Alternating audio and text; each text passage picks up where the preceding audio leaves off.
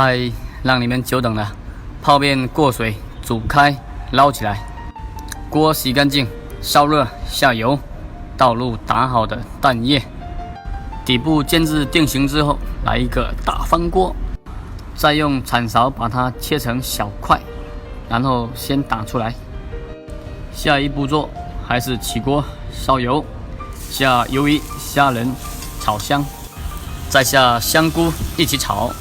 拿来切好的包菜丝、胡萝卜丝，大火炒断生，下焯完水的泡面、蛋液，调料下盐、鸡粉、胡椒粉、蚝油，少许的老抽调色，料酒，中大火炒香，再下韭菜叶子，最后淋一点香油，翻拌均匀即可。泡面炒好了，隔壁家小孩来了没有呢？做得不好，仅供参考，谢谢。